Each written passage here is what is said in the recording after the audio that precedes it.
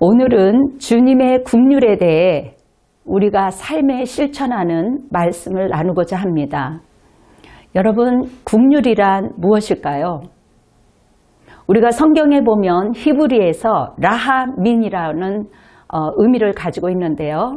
주로 부모와 자녀에 대한 애정, 그리고 형제 간의 우애 등을 말합니다. 하나님이 어떤 분이신지 표현하는 건 우리가 정말 어렵고 벅찬 일일 수 있어요. 하나님에 대해서 얘기해라 그러면 다들 조금 마음이 벅찬 건 사실이죠. 그러나 하나님의 신비에 대해 생각해 보면 성경 저자들은 항상 이렇게 표현했습니다. 오늘 본문 말씀대로 국률하고 은혜로우며 노하기를 더디하고 한결같은 사랑과 진실이 풍성한 분. 여러분, 히브리어 국률은 인간의 가장 기본적인 국률을 다룬다는 건데요. 이 단어가 어머니가 자식에게 느끼는 따뜻한 온정, 그 다정한 느낌을 떠올리게 한다고 합니다. 강한 어머니의 따뜻한 정서의 그런 의미도 포함이 있다고 하는데요. 이 단어가 하나님께 적용되면 주로 용서를 의미합니다. 가운데 가장 두드러지게 드러난 것이 예수 그리스도의 구속 사역을 말씀하고 있습니다.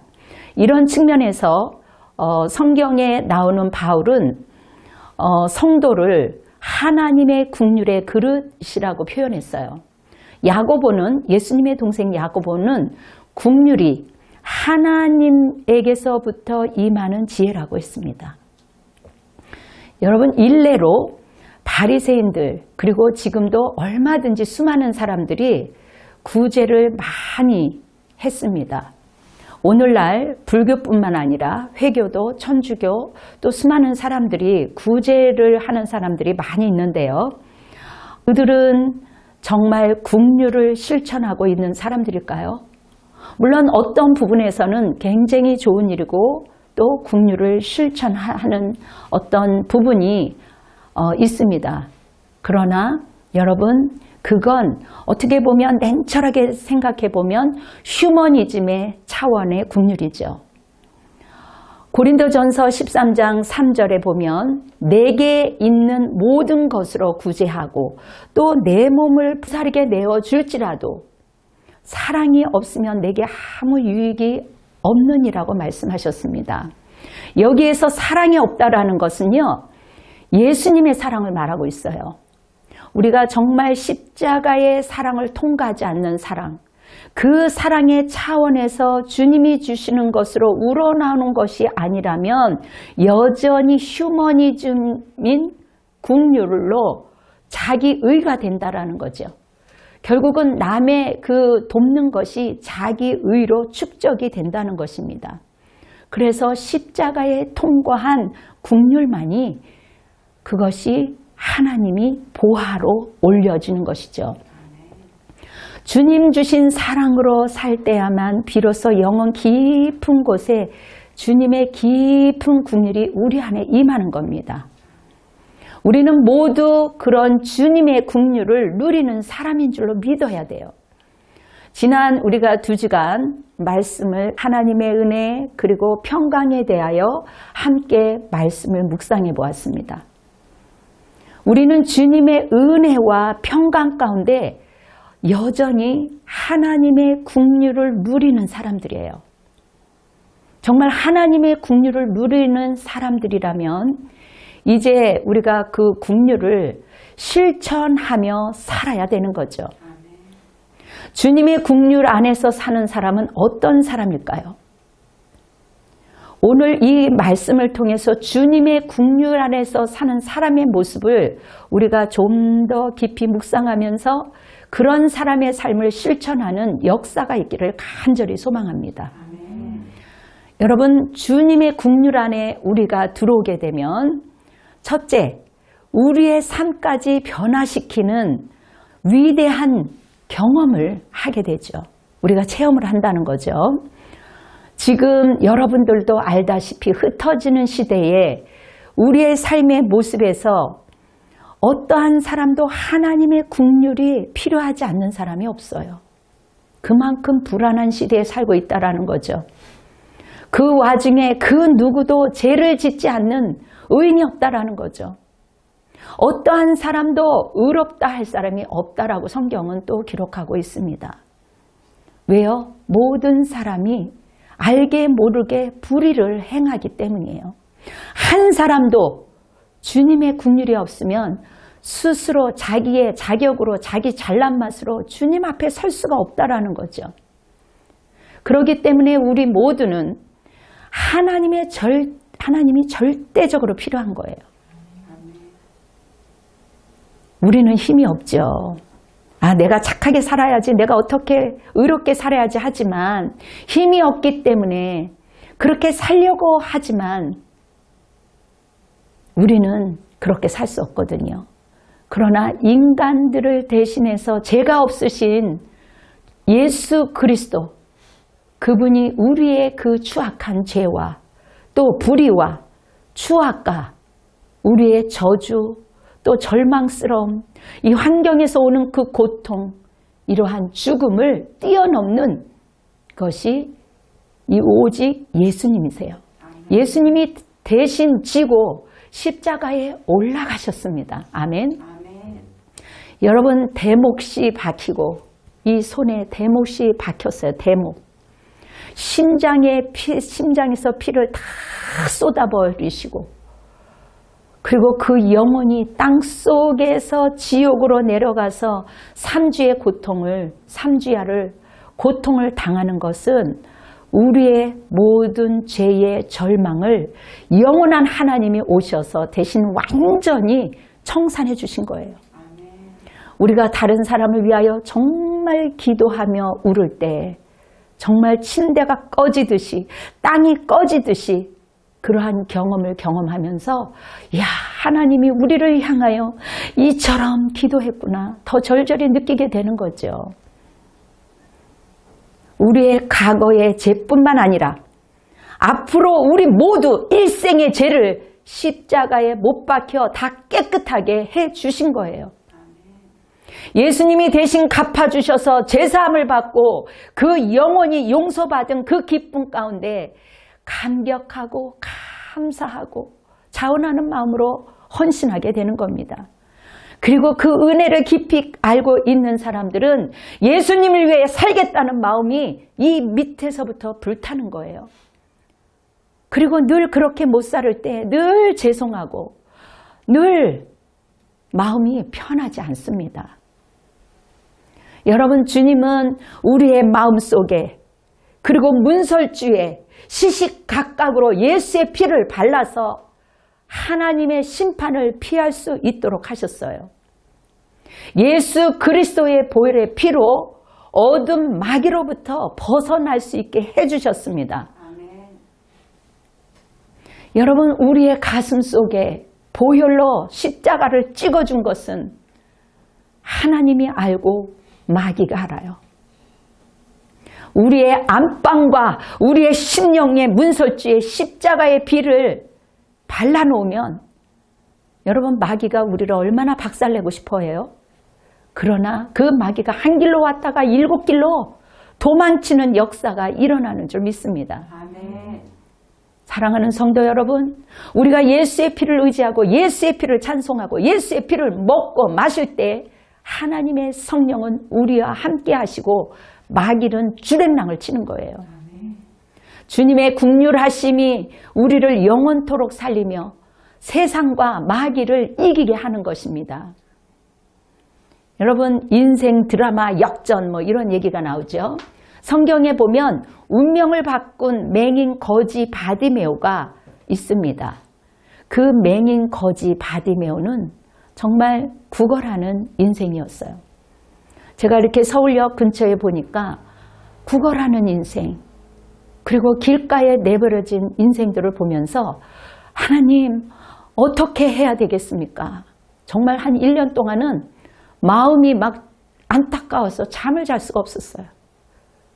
그리고 베란다에 나와서 하나님, 그들과 내가 무엇이 다릅니까?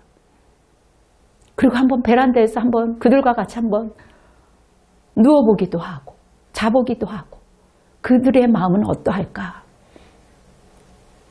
그런 국률의 마음을 주셔서 계속 기도하게 되고 그리고 작은 것을 있으면 이제 나눔을 하게 되었습니다.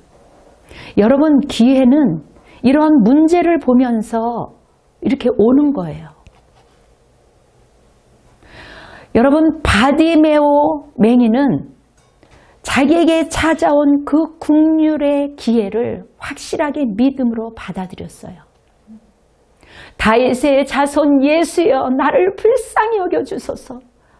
막 그렇게 막 간절히 외치는 거죠. 예수 그리스도가 자기의 목소리를 알아들을 때까지 다윗의 자손 예수여, 나를 불쌍히 여기소서. 다윗의 자손 예수여, 나를 불쌍히 여겨주소서. 우리도 이렇게 기도해야 되는 겁니다. 우리 주님이 내 믿음이 너를 구원하였느니라.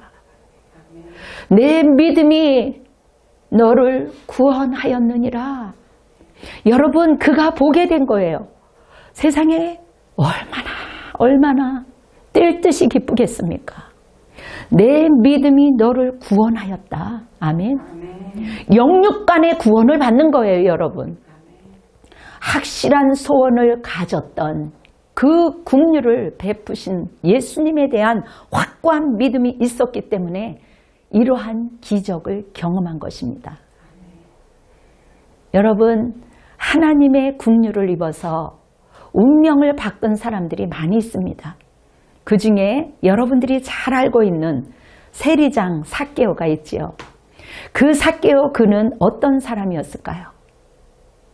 돈이 많은 부자였어요.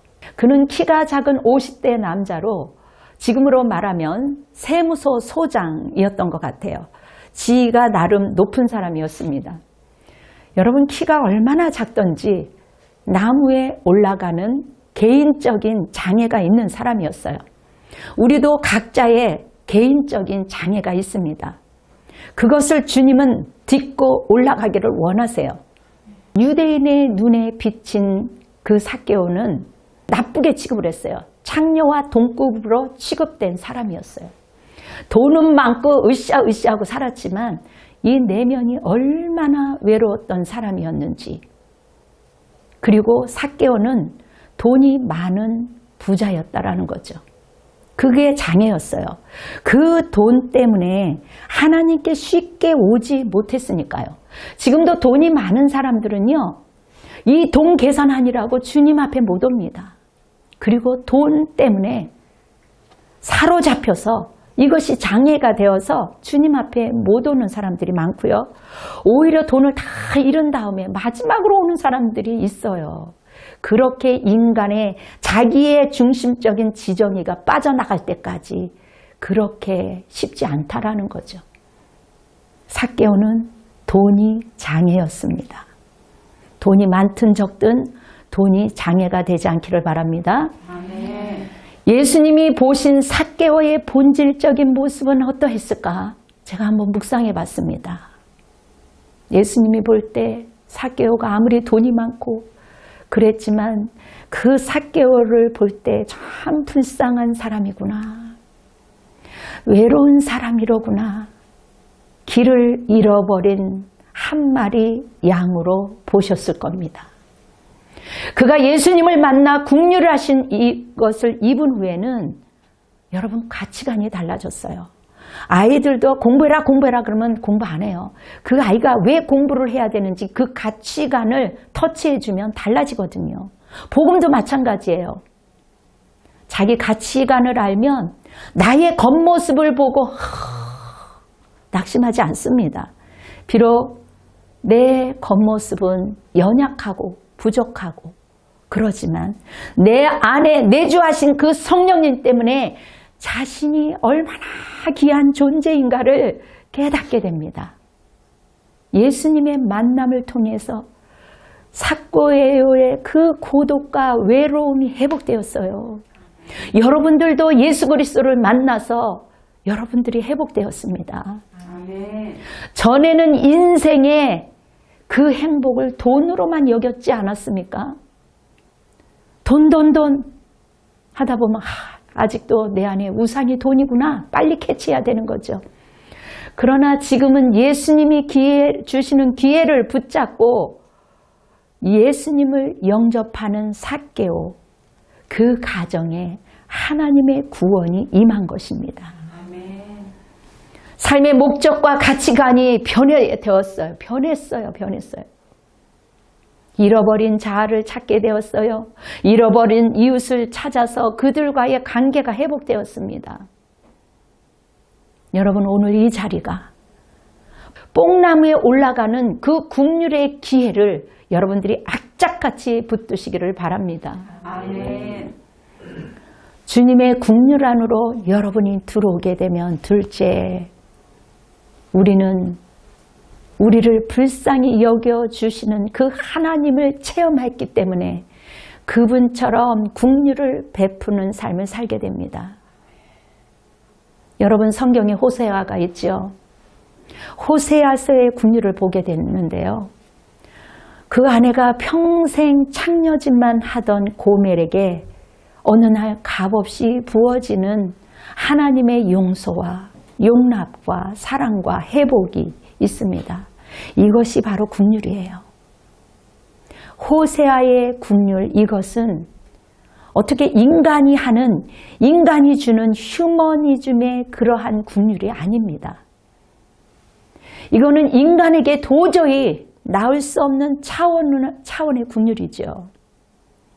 오직 하나님이 고멜 같은 죄인을 사랑하시고 용납하시는 차원의 국률인 것입니다.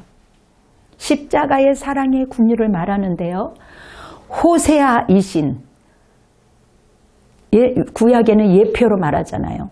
호세아이신 예수 그리스도가 돈을 주고 기어코 그 고멜을 다시 사와서 자기의 소중한 아내로 삼아요. 우리를 소중한 자녀로 삼은 것처럼 여러분, 이것이 국률이에요. 우리가 말하는 어떤 알량한 구제 차원이 아닌 것입니다. 이러한 국률은, 이러한 높은 그 국률은 하나님을 본받아 베풀 수 있어요. 제가 묵상하는 가운데 손양원 목사님이 떠올랐습니다. 자기 두 아들을 죽인 원수를 양자 삼는 것 결코 쉬운 일이 아닙니다. 지극정성 잘 양육해서 훌륭한 자제로 양육했습니다. 손양원 목사님에게서 그런 국률을 볼 수 있어요. 그것은 주님이 주신 국률입니다. 국률은 신이 가슴 아파한다는 말로 해석되기도 하는데요. 여러분, 솔로몬 왕이 두 여인이 오게 됩니다. 아기를 가지고 이제 오게 되는데 한 여인이 아기가 죽었다는 거죠. 그런데 이 살아있는 한 아이가 자기 아기라고 그렇게 난리를 피우면서 주장하는 거예요. 가짜 엄마는 더 많이 우는 거죠. 솔로몬은 주님께 순간 지혜를 구하면서 아기를 두 쪽으로 잘라 두 아이 엄마에게 주라고 그렇게 이야기합니다. 시험하려고 이렇게 얘기를 한 거죠. 어떻게 아기를 두 쪽으로 가르겠어요. 그랬더니 가짜 엄마는 마음대로 하세요. 두 쪽을 나누든 말르든 이런 식으로 이 태도가 그렇게 나왔어요. 씩씩거린 거죠. 그런데 그 순간 진짜 엄마가 눈물을 뚝뚝 흘면서 오열을 하는 거예요. 저 아이를 살려주세요. 저 아이는 저 사람에게 주세요. 괜찮습니다. 여러분, 자기 아이가 죽는 것보다 차라리 그 아이가 살아있는 게 낫다고 생각한 거죠. 바로 이 국률함이 진짜 엄마라는 것을 구별해서 드러낸 거예요. 여러분, 라훔은요, 이 국률은요, 우리의 감정을 뛰어넘어서 행동도 수반되는 거예요. 믿음도 우리의 감정으로 그냥 이 목사님 저 목사님 떠돌이처럼 이렇게 그냥 듣기만 하고 나중에 영화도 시커먼 보면은 사람이 이상해지잖아요. 실천도 안 하면서 계속 먹기만 하면 가보화가 되는 거잖아요. 여러분, 우리가 귀만 커지는 것이 아니라 감정만 뛰어넘어서 행동도 수반하는 믿음을 가져야 되는 거예요. 그것이 살아있는 믿음입니다. 아멘. 공동체 안에서 하나가 되고 어떻게 하면 하나님의 이름이 빛이 날까? 하나가 되어야 되는 거예요. 이스라엘 백성이 이집트에서 고통을 받고 있을 때 하나님이 그들의 절규와 고통을 들으셨어요. 하나님이 라하민이 생겨 그들을 구원하는 것처럼 이스라엘 백성이 배고프고 힘들었을 때에도 그들에게 먹을 것과 입을 것을 필요한 것을 주시며 보살핌을 받도록 했습니다. 출애굽할 때도 얼마나 많은 만나와 좋은 것들을 많이 줬어요. 하나님이 자기 백성에게 당신을 처음 드러낼 때에 당신이 성품을 드러내시는 거죠. 그럴 때 나는 긍휼한 분이라고 말씀하신 것도 굉장히 놀랍고 감격스러운 일이에요. 하지만 그들과 마찬가지로 우리는 이스라엘 백성처럼 여전히 조금만 불편하고 조금만 내 의지대로 안 되면 감사는커녕 하나님의 믿음도 온데간도 없이 쉽게 하나님을 배반하고 안티가 되고 떠나는 것을 볼 수가 있습니다. 내가 10년, 30년 기도했는데 내 기도 안 들어줬다라는 거죠. 그것은 정확하게 하나님의 사랑을 아직 모르는 것이고 하나님을 만나지 못한 것입니다. 그리고 다른 신을 막 찾아봐요. 내 안에 우상을 만들어요. 하나님보다 더 좋아하는 것, 자식일지라도 그것은 우상입니다. 아이들이 어릴 때 얼마나 이뻐요. 그럴 때마다 하나님 더 사랑하는 거 아시죠? 제가 수없이 주님 앞에 고백을 한 것처럼 여러분들도 그렇게 하셔야 돼요. 사람들이 오히려 우상을 쉽게 받아들이고 서로에게 긍휼을 베푸는 것이 아니라 서로 욕을 하고 폭언을 하고 서로 정죄하잖아요. 이런 반역의 결과 포로가 되어서 모든 백성이 전 세계로 이스라엘 백성들이 흩어지게 됩니다. 여러분, 이스라엘 백성이 어두운 순간에 이사야에서 보면, 성경의 이사야에서 보면 여호와 자신이 아기를 향한 라하민이 가득한 어머니를 비유한 말씀을 하나님이 허락하세요. 이사야 49장 14절 말씀인데요. 어머니가 자기 태에서 난 아들을 긍휼히 여기지 아니하겠느냐. 그 어머니가 혹시 그를 잃을지라도 나는 너를 잊지 아니할 것이라. 아멘. 나는 너희들을 잊지 않겠다라고 말씀하세요. 어머니와 같은 라하민, 긍휼이 가득한 그 하나님은 그분의 백성을 구하신다는 거예요. 그것을 이루기 위해 하나님이 직접 인류의 고통에 대해 참여할 것을 말씀하셨습니다. 우리가 비참한 상황에서 울부짖을 때 외로운 사랑과 슬퍼하며 눈물 흘리는 사람들과 함께 고통받다라는 의미가 되는 거예요. 예수님의 긍휼의 마음에 임해야 참 예배자가 될 수 있어요. 예수님의 그 긍휼의 마음이 우리 안에 임할 때 그 예수 그리스도 안에서 사람들을 섬기게 될 수 있는 겁니다. 그러므로 정말 예수님의 긍휼을 체험한 사람이라면 당연히 다른 사람들에게 긍휼을 베푸는 게 맞는 거예요. 여러분, 주님의 긍휼의 사랑 안에 들어오면 셋째, 더하고 빼고 셈하지 않는, 그리고 힘들고 어렵더라도 우리에게 베푸신 그 긍휼 안에서 아주 당당하게 하나님의 제자로 살게 됩니다. 여러분, 긍휼은요, 수학 있죠? 산수. 더하고 빼는 것을 모르는 거예요. 계산하지 않는 거예요. 그리고 하나님의 그 무한한 긍휼을 경험하게 되면 우리도 더 이상 계산하지 않고 주님을 따르는 삶을 살 수 있게 됩니다. 여러분, 요즘 사람들이 코로나로 인해서 육적인 팬데믹으로 얼마나 고생을 많이 했어요. 그러나 우리 믿는 사람들은 영적인 팬데믹으로 얼마나 사람들이 즐거움도 모르고 혼돈 가운데 살아가고 있습니다.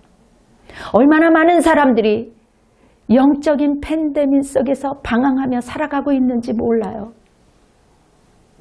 여러분, 하나님을 점점 잃어버리는 시대, 하나님의 이름이 점점 사라지는 시대에 살고 있어요. 여러분, 조 바이든 대통령 취임식 그때 정말 처음으로 놀라운 경험을 했는데요. 그때 마지막 기도할 때 예수님의 이름으로 기도한 것이 아닙니다. 예수님의 이름으로, 그리고 다양한 종교의 이름으로, 다양한 이름으로, 그리고 브라만의 이름으로, 여자의 이름으로, 남자의 이름으로 기도합니다. 이렇게 기도하고 마무리했어요. 물론 성경에 손을 얹었지만 이게 현실이에요. 미국의 현실. 여러분, 이 시대에 미국에서 일어나는 이 현실이 지금 민물듯이 지금 오고 있습니다. 하나님을 잃어버린 사람들의 그 허망한 발언에 대해서 그 주님의 자비와 긍휼을 우리는 구해야 될 것입니다. 다양한 사람들이 모였는데 왜 예수 이름으로만 기도하냐는 거죠. 오 주님, 허망한 발언을 하는 자들을 긍휼히 여기소서. 아버지, 주님, 이 나라, 이 백성들을 불쌍히 여기소서. 주님, 살려주시옵소서. 여러분, 우리를 때론 타협해 나가는 이러한 시대에 사람들이 어떻게 보면 믿는 자들에게 무엇을 기대할까? 정말 우리가 예수님을 믿는다면 우리의 모습이 달라져야 되지 않을까? 뭔가 어디서부터 잘못되었을까? 우리는 세상에 예수 그리스도의 제자의 삶을 보여줘야 하지 않을까요? 우리는 자연스럽게 우리의 자녀들에게 세상과 타협하며 가능하면 균형 있게 살라고 슬쩍 눈 감아주기도 합니다. 상황에 맞게 계산하면서 그래, 네가 편할 대로 해. 네가 살고 싶은 대로 살아. 여러분, 그것은 제자의 삶이 아니에요. 애기들도요, 보니까 조금 용납해주면요, 얼마나 자기의 뜻대로 살아가려고 하는 그러한 것들이 있어요. 처음부터 아닌 것은 아니야. 주님은 우리를 계산하지 않고 사랑하셨습니다. 그런데 우리는 계속 계산기를 두들겨요. 그런 다이나믹한 엄청난 사랑과 긍휼을 베푸셨음에도 불구하고 우리는 그것을 이렇게 미뤄두기 때문에 힘이 없는 거예요.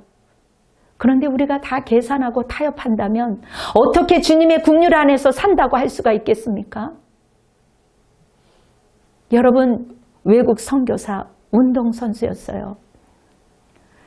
영국 출신으로 시티 스터드예요. 그는 아버지의 친구 선교사로부터 스터디는 질문을 받게 됩니다. 야, 스터디야, 너가 누군가에게 크리스마스 선물을 받으면 너는 어떻게 하니? 네, 감사합니다. 15살이에요. 그것을 받고 고맙습니다. 그렇게 인사하지요. 그래? 너는 지금 영생의 선물을 주신 거에 대해서 감사한 기도 해봤니? 아니요. 감사합니다. 말씀드리라고 말했어요. 찰스는 무릎을 꿇고 기도합니다. 하나님, 나를 영생으로 하나님 구원해 주신 은혜를 감사합니다. 간절히 기도하는데 마음의 이 밑에서부터 기쁨과 평안이 막 올라오기 시작하는 거예요. 그리고 자기가 거듭났다라는 것을 깨닫게 된 거예요. 그렇게 무기력한 이 성경이, 이 말씀이 읽어도 무슨 뜻인 줄 몰랐는데 어느 날부터 이 말씀이 가장 값진 것이구나라는 것을 깨닫게 됐습니다.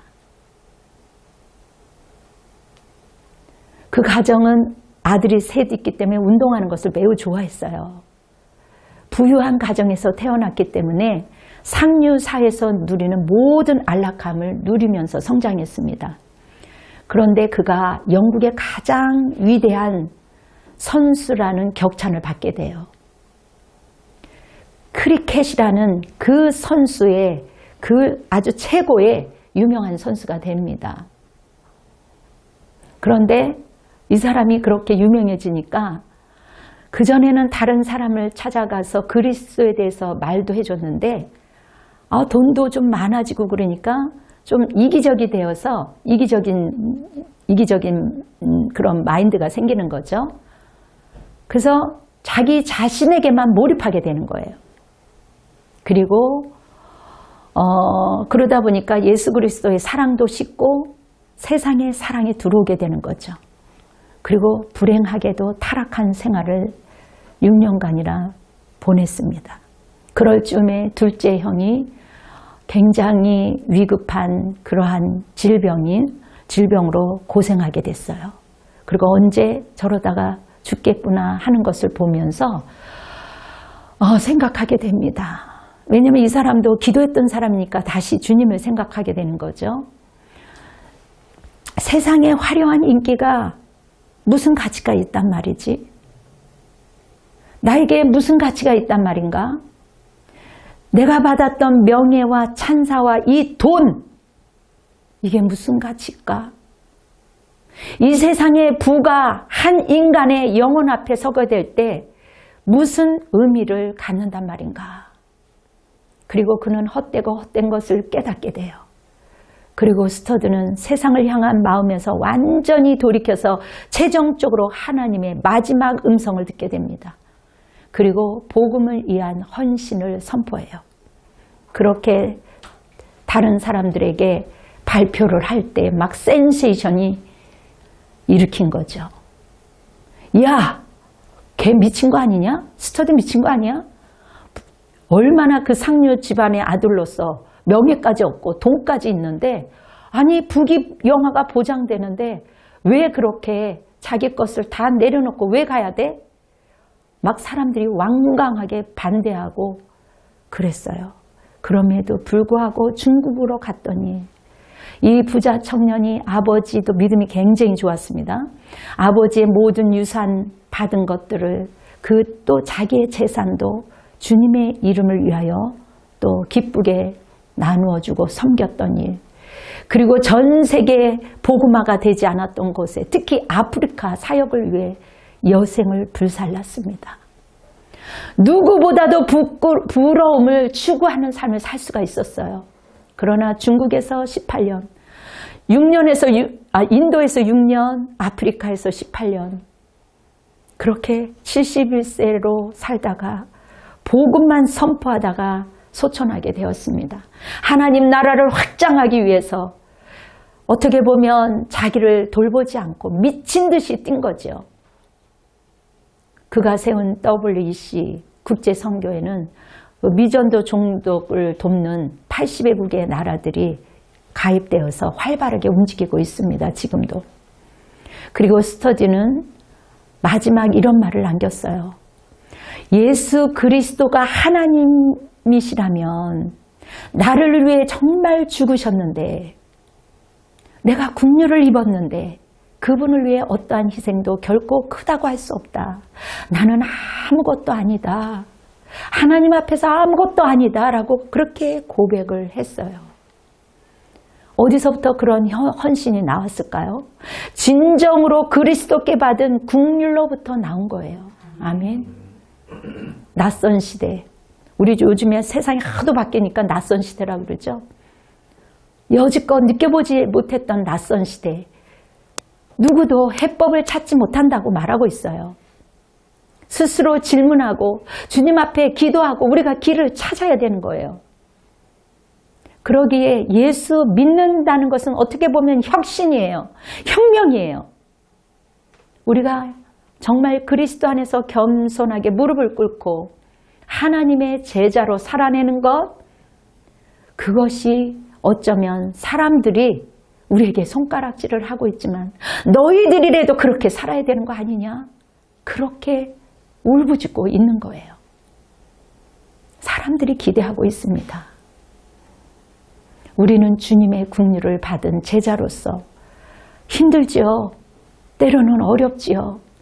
우리에게 베푸신 그 그리스도의 긍휼 안에서 당당하게 하나님의 제자로 살아야 할 것입니다. 자, 마지막으로 우리는 오늘 하나님의 긍휼에 대하여 함께 묵상해 보았습니다. 하나님의 긍휼은 십자가에서 그 극치를 드러내어 주셨어요. 용서해 주셨어요. 그리고 그 긍휼을 받은 우리는 위대한 삶을 살게 됩니다. 아멘. 그 긍휼하심 안에서 우리는 변화된 삶을 살게 됩니다. 그리고 그 긍휼 안에서 우리는 다른 이들에게 긍휼을 베푸는 삶을 살게 됩니다.